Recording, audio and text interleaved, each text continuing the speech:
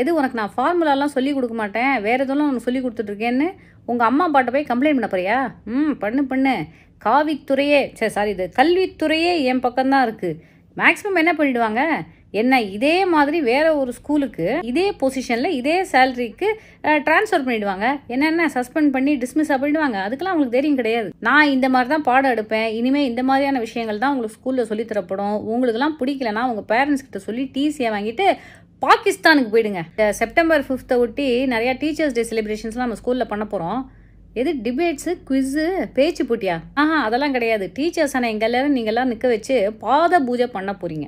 எல்லாரும் ஈக்குவல்னு சொன்னால் எப்படி? இது நீ ஒத்துக்கலையா? உன் பேர் ஆல்பர்ட் தானே? ஆல்பர்ட் இல்லையா? உன் பேர் அக்பர் தானே? அக்பரும் இல்லையா? அப்போ இவனை எப்படி பீனலைஸ் பண்ணுறது? நமஸ்காரம் ஸ்டூடெண்ட்ஸ். இது குட் மார்னிங் குட் ஆஃப்டர்நூனா? அதெல்லாம் பிரிட்டிஷ்காரன் சொல்லி கொடுத்தது. நமக்கு அதெல்லாம் அந்நியமானது. அதெல்லாம் வேண்டாம். நான் எல்லாரையும் ஒவ்வொருத்தரும் எப்படி க்ரீட் பண்ணிக்கணும்னு சொல்லி கொடுத்துருக்கேன். அதை மட்டும் சொல்லுங்கள். ஜெய் ஸ்ரீராம், கிளாஸுக்கு கவனிடா. என்ன சொல்லியிருக்கேன் அதை சொல்லணும். ஏன்னா அதுதான் நம்மளுடைய சன்ஸ்கார். ஸோ அதை தான் எல்லாரும் அடிக்கடி சொல்லணும். ஒவ்வொருத்தராக பார்த்துக்கும்போது சொல்லணும். ஒரு நாளைக்கு 1000 தடவை சொல்லணும். ப்ளஸ் ஒரு 8 தடவை சொல்லிக்கோ. அப்போ தான் நமக்கு புண்ணியம் வரும். ஏன்னா இந்த உலகத்தில் எல்லாமே பாவ புண்ணியம் தான். பாவ புண்ணியம் மட்டும்தான் இந்த உலகத்தில் நமக்கு கரெக்டான கரன்சி. எது நீங்கள்லாம் நல்லா படித்து நாளைக்கு வேலைக்கு போய் டாலரில் எண்ணிலலாம் சம்பாதிக்க போகிறீங்களா? அதுதான் கரன்சியா? நோ. பாவ புண்ணியம் இஸ் த ஒன்லி கரன்சி. இப்போது போன வாரம் நீ ஃபஸ்ட் ரேங்க் எடுத்த, இந்த வாரம் அவன் ஃபஸ்ட் ரேங்க் எடுத்திருக்கான். உங்கள் அப்பா என்னம்மா வேலை பார்க்குறாரு? கூலி தொழிலாளி. உங்கள் அப்பா பேங்க் மேனேஜர். இப்போது உங்கள் அப்பாவுக்கு சின்ன வயசில் என்ன கிடைக்கல? அதாவது படிக்கிறதுக்கான ஆப்பர்ச்சுனிட்டிஸ் கிடைக்கல. ஸோ இதை நம்ம எப்படி சரி பண்ணணும்? இது ஈக்விட்டபிள் சொசைட்டி, சோஷியல் ஜஸ்டிஸா? என்னடா ஜோக் பண்ணுறீங்க? இதெல்லாம் பூர்வ ஜென்மத்து பலன். பூர்வ ஜென்மத்தில் உங்கள் அப்பா ஏதோ ஒரு பாவம் பண்ணியிருக்காரு, அதனால தான் இந்த ஜென்மத்தில் அவர் கூலி தொழிலாளியாக பிறந்திருக்காரு. உங்கள் அப்பா புண்ணியம் பண்ணியிருக்காரு, அதனால தான் பேங்க் மேனேஜராக பிறந்திருக்காரு. இன்னும் கொஞ்சம் புண்ணியம் பண்ணியிருந்தா அந்த பேங்க்லேருந்து பெரிய அமௌண்ட்டை லோனாக வாங்கி வெய்வ் ஆஃப் பண்ணிவிட்டு வெளிநாட்டுக்கு ஓடுற பாக்கியம் கூட இருந்திருக்கும் உங்கள் அப்பாவுக்கு. அந்தளவுக்கு அவர் புண்ணியம் பண்ணலை. என்ன அங்கே சலசலப்பு? எக்ஸாம்லாம் வருது, உங்களுக்கு ஃபார்முலாலாம் கொடுக்கணுமா? ஃபிசிக்ஸ், கெமிஸ்ட்ரி, மேத்தில் இருக்கிற ஃபார்முலாவா? அதெல்லாம் எதுக்கு உங்களுக்கு? நான் ஒரு ஃபார்முலா தரேன், ஒரு காம்பினேஷன் ஆஃப் வேர்ட்ஸ். அந்த வேர்ட்ஸை நீ திருப்பி சொன்னால் ஆக்சுவலாக அதுக்கு மீனிங்கே உனக்கு புரியாது. ஆனாலும் நீ அதை மக் அடித்து திருப்பி ரிப்பீட் பண்ணிகிட்டே இருந்தேன்னு வச்சுக்கோயேன், நீ வானத்திலேயே பறக்கலாம். அதே மாதிரி நான் வேறு சில காம்பினேஷன் ஆஃப் அன்ப்ரொனவுன்சபிள் இன்டிசைஃபரபிள் வேர்ட்ஸ் உனக்கு நான் சொல்லித்தரேன்.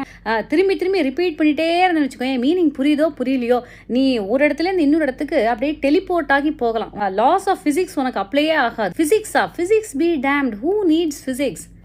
ஃபிசிக்ஸ்லாம் உனக்கு எதுக்குமா? திருப்பி நான் சொல்கிறேன், அதையே ஃபிசிக்ஸுன்னு கேட்டுகிட்டே இருக்க. See, I have a temper, okay? It's just that I don't have scientific temper. அதாவது எனக்கு பயங்கரமான டெம்பர் இருக்குது. திருப்பி கேள்வி கேட்டால் கோபம் வந்துடும். அதே மாதிரி நான் வேறு ஒரு காம்பினேஷன் ஆஃப் வேர்ட் சொல்லி கொடுக்குறேன். அதை சொன்னா உன்னால் அக்னியே உருவாக்க முடியும். அவன் பேர் அக்னியா? டேய் அக்னி, ஒன்றை உங்கள் அம்மா அப்பா உருவாக்குனாங்கடா. நான் சொல்கிறது ஃபயரை உருவாக்க முடியும். உனக்கு என்னடா டவுட்டு? இன்றைக்கி நான் எப்படி ஸ்கூலுக்கு வந்தேனா? யூஸ்வலாக வர மாதிரி காரில் தான் வந்தேன், பெட்ரோல் போட்டுட்டு. அந்த காம்பினேஷன் ஆஃப் வேர்ட்ஸ் யூஸ் பண்ணி நான் ஏன் பறந்து வரலையா? என்ன லாஜிக்கலாக கேள்வி கேட்குறான். இந்த மாதிரிலாம் நீ கேள்வி கேட்கக்கூடாது. நாங்கள் எது சொல்கிறோமோ அதை நீ ஒத்துக்கணும். நீ என்ன அங்கே முணுமுணுக்கிற? உனக்கு நான் ஃபார்முலாலாம் சொல்லி கொடுக்க மாட்டேன், வேறு எதுவும் உனக்கு சொல்லி கொடுத்துட்ருக்கேன்னு உங்கள் அம்மா அப்பாட்ட போய் கம்ப்ளைண்ட் பண்ண போறியா? பண்ணு. காவித்துறையே சாரி இது கல்வித்துறையே என் பக்கம்தான் இருக்குது.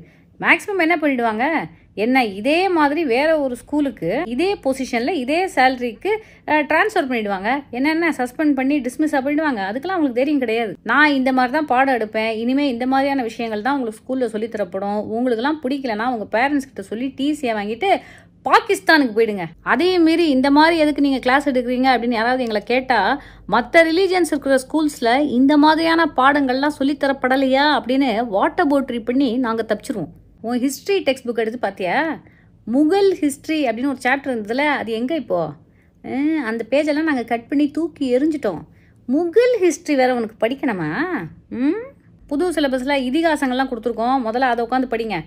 எல்லாத்துக்கும் திஸ் இஸ் எபிக் ப்ரோ அப்படின்னு ரியாக்ஷன் மட்டும் கொடுக்க முடியுதுல்ல, அந்த எப்பிக்கை ஒழுங்காக உட்காந்து படி, ஹிஸ்ட்ரி அப்புறமா படிச்சுக்கலாம்.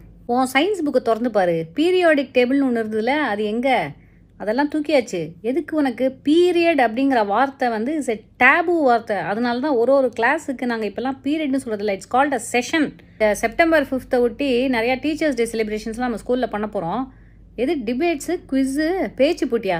அதெல்லாம் கிடையாது. டீச்சர்ஸ் ஆனால் எங்கள் எல்லாரும் நீங்கள்லாம் நிற்க வச்சு பாத பூஜை பண்ண போகிறீங்க. மாதா பிதா குரு தெய்வம் அதெல்லாம் கேள்விப்பட்டிருக்கீங்களா?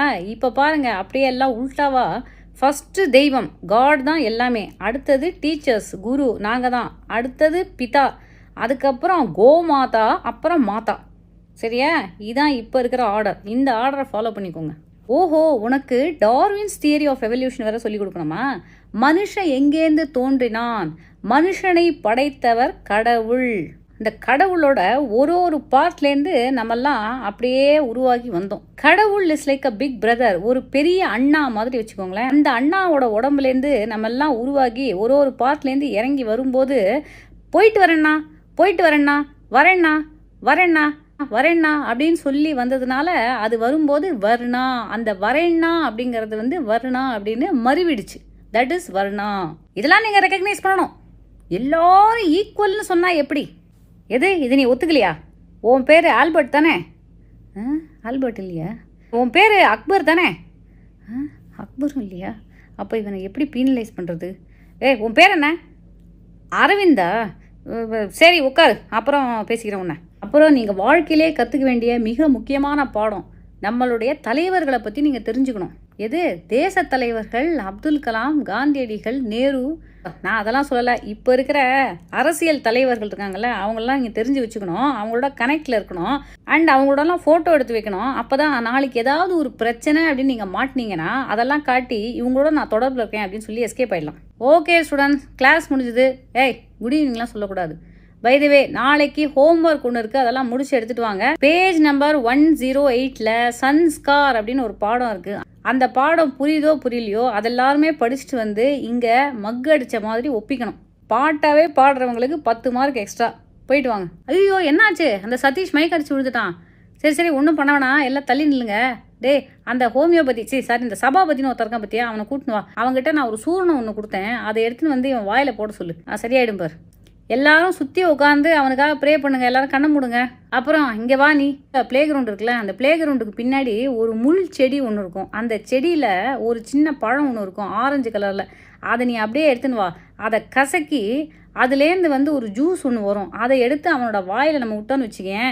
ஒரு 15 நிமிஷம் நம்ம எல்லாரும் சேர்ந்து ஒரு காம்பினேஷன் ஆஃப் வேர்ட்ஸை சொல்ல சொல்ல சொல்ல அவனுக்கு உரு ஏறி, என்னடா அவன் மூச்சு, ஐயோ போயே போயிட்டானா?